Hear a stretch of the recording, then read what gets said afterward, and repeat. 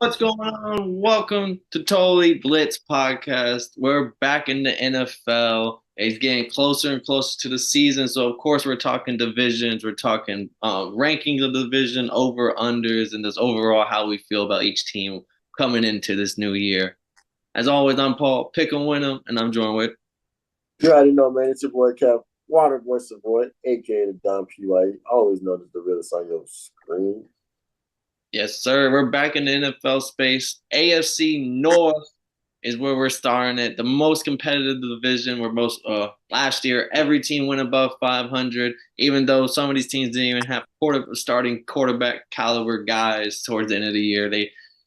We know there's gonna be a tough ass division every year. Great coaching, hard nosed football, and honestly, you never know who the fuck's gonna win it. I think it's like the last like 5 6 years has been a different team to win it every single season. So it's gonna be Mm. exciting. I think this division is what people think the NFC East is. Like a lot of this division is a battleground every year. And the thing about it is they don't like each other and they beat each other all the fucking time. Yeah, and the coaches typically stay the same in this division. At least it has for like the last 5 years.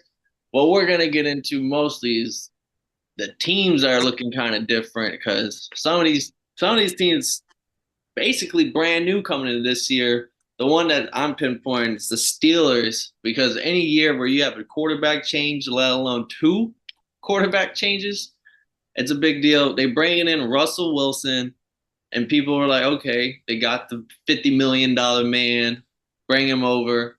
But then the shocker was then they go on and trade to get Justin Fields from the Bears because everyone knew they were getting Caleb Williams. So now you got Fields and Russ. As of right now, Russ is the starter for the year.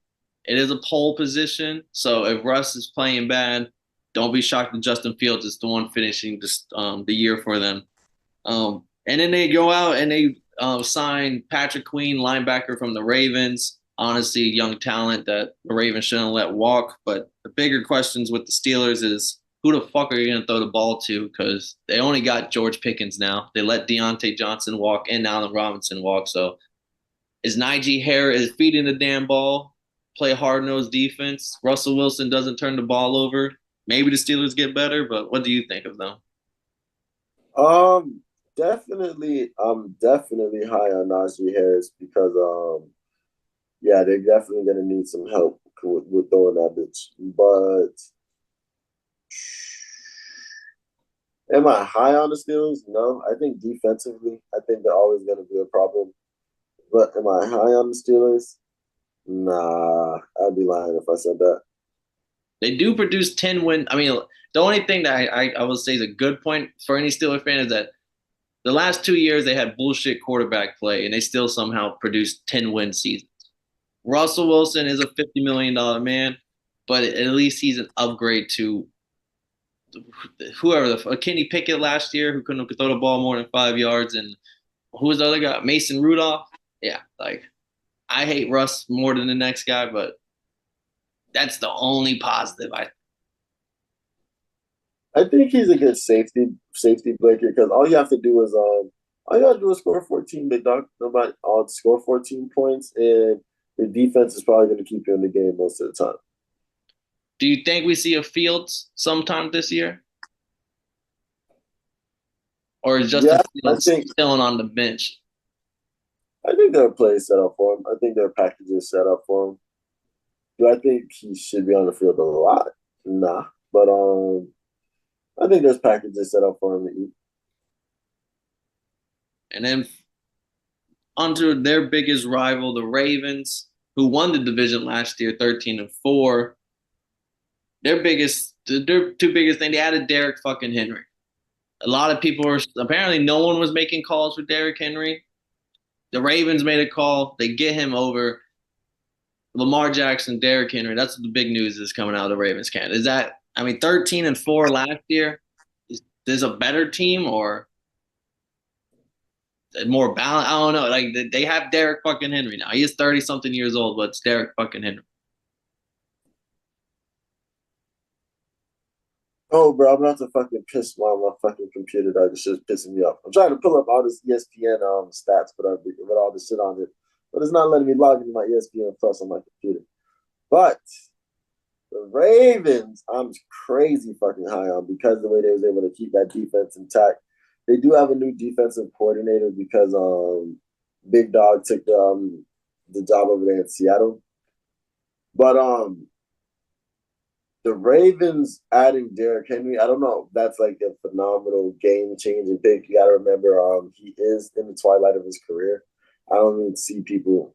I don't see people picking Derrick Henry in fantasy until the third or fourth round.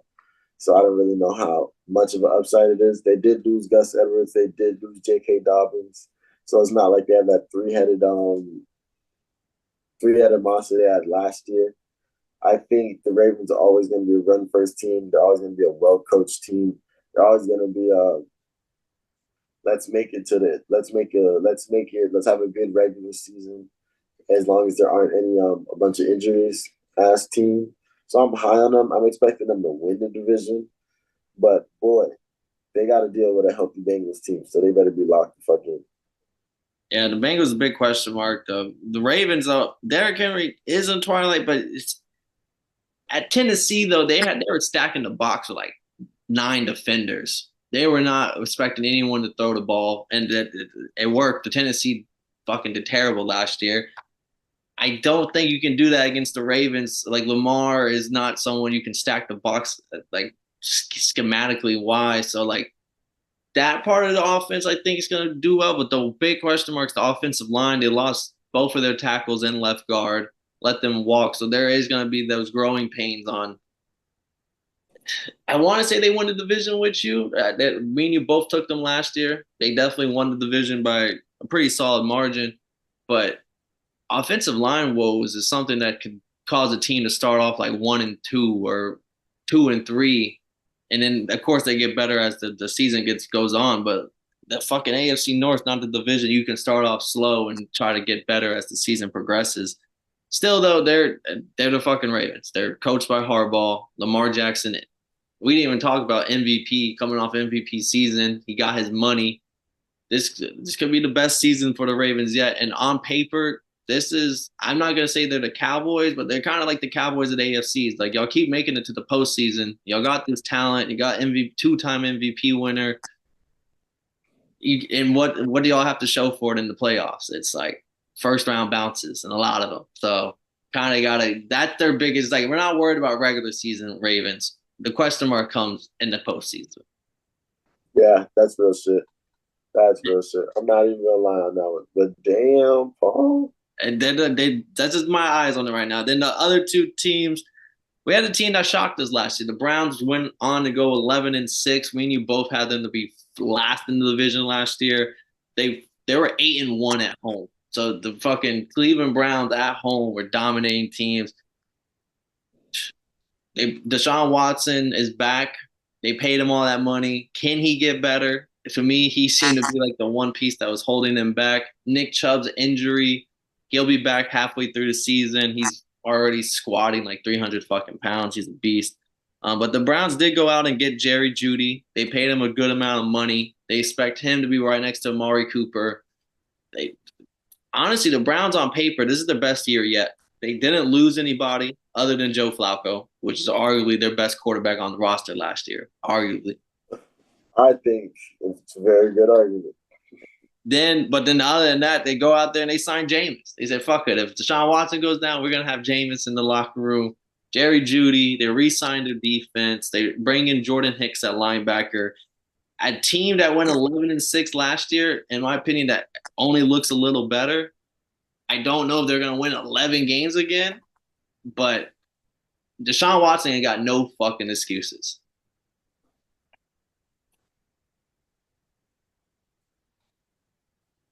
Yeah, they kind of got to lock in, no wrap cap. I think the realest shit that they could do is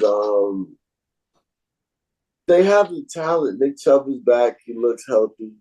And I think they're probably one of the most slept on, but better coached teams in the league right now. Like Kevin Stefanski putting together a team that made the playoffs last year, because they made the playoffs last year, right? Yep, 11-6. Putting that team together, and what did they have? Like 4 different quarterbacks, and they came to the playoffs with Joe Flacco off the couch. Oh and offensive tackle woes because like both offensive tackles got like torn Achilles or some shit and like went out like week 3 and 4. Still somehow won games.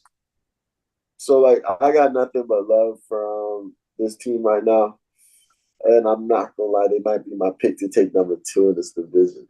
They took 2 last year. We had them at the bottom. I was pretty solid about that too, but didn't live up. And then the team that shocked us, we had this team at second. Other people had them as winning the division. They were the favorite, I believe, to win division last year. Bengals finishing the season 9-8 last year. No Joe Burrow. Joe Burrow's back. I mean, that's the big thing. Other than that, they did lose Joe Mixon. They brought in Zach Moss to replace him at running back. He isn't Joe Mixon, but he can still do a lot of things Joe Mixon did. The other big question mark is they lost their right tackle, Jonah Williams, all-pro right tackle. They did go out there and get Trent Brown and drafted Amarius Mims in the first round to replace the offensive lineman, but neither one of them is fucking Jonah Williams. So it's like Joe Burrow is back, but it's just back to like year 1 and 2 Joe Burrow, where he was kind of having to run for his life because the offensive line's looking shaky. And then we're not even having brought up the fact that Jamar Chase might not play this year unless he gets his money. So Jamar Chase is another one, the wide receiver that's very active because Jamar Chase's base salary this year is like $3 million.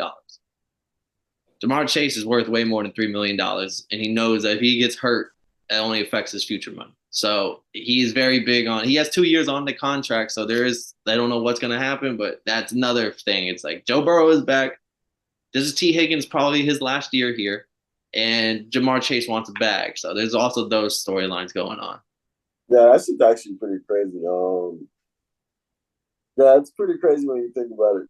Like that's a lot going down on you because you got a lot of Ferraris and stallions on your offense. Right? You got a lot of muscle on your offense right now. You paid one dude to be there for a minute.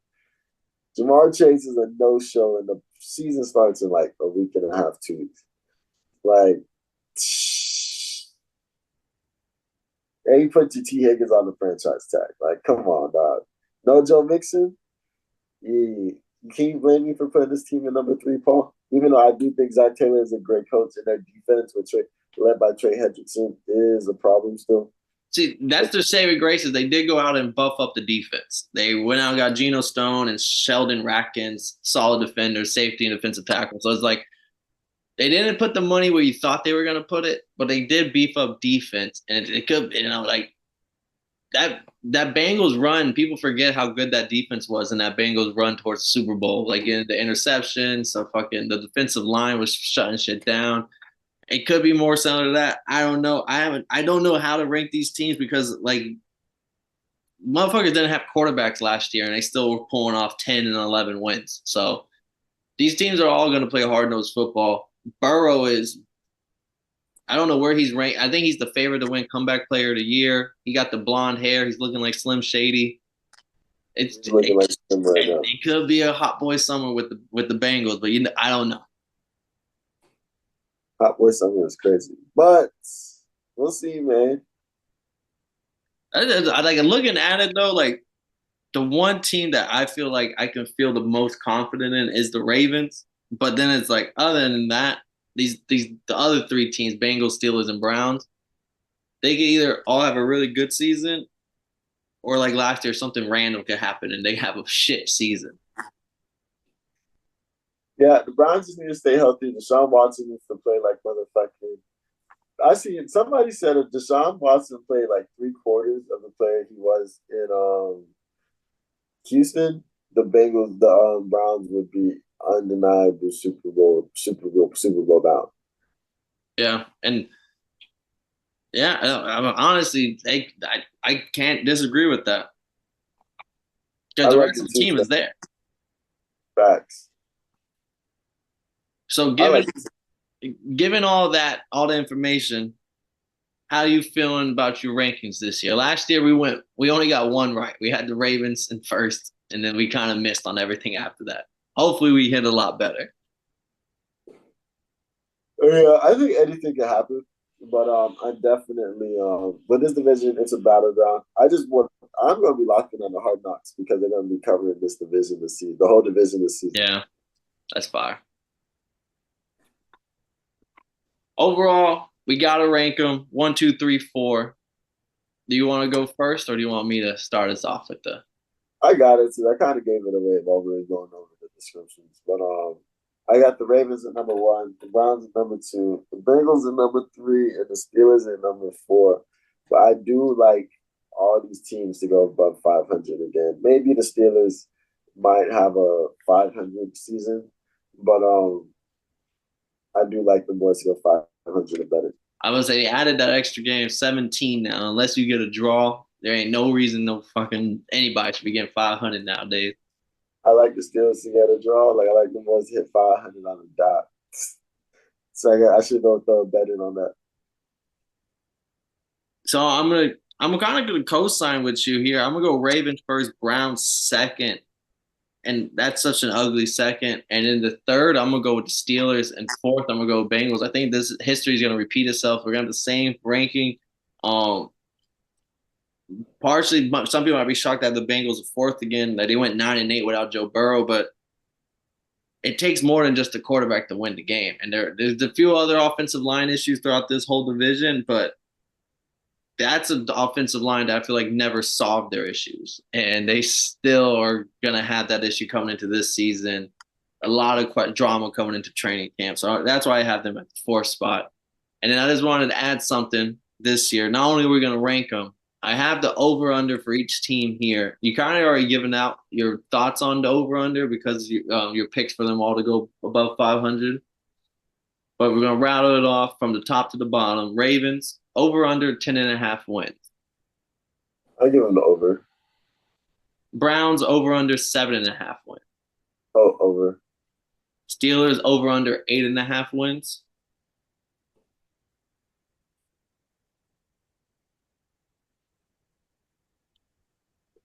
Over. Over. Yeah, I like the under. No, I like the under. Even though I picked them to go above 500 or go And 500. then Bengals over under 9.5. Ooh, that's a toughie. Yeah, I like them to get 10 wins.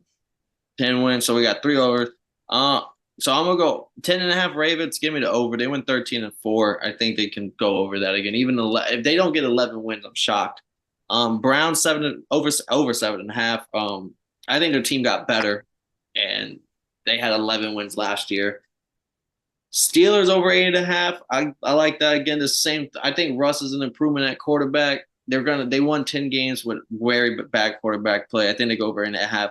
Bengals over under 9.5. I'm gonna go under, and the reason being, I think they win 9 games. I think they go 9-8. I think they still go above 500, but with just how stacked this division is, I don't think one game over 500 is going to do you any good. So I got them under 9.5. Nice. Well, that's our overall picks. If y'all agree, disagree, we love to hear y'all's discourse down in the comments. Let us know if we're right, wrong, or however the fuck you feel about this division. Let us know. But as always, I'm Paul. Pick and win 'em, Contra. Join with Kevin, Waterboy Support. And if y'all didn't know, now y'all know, motherfuckers.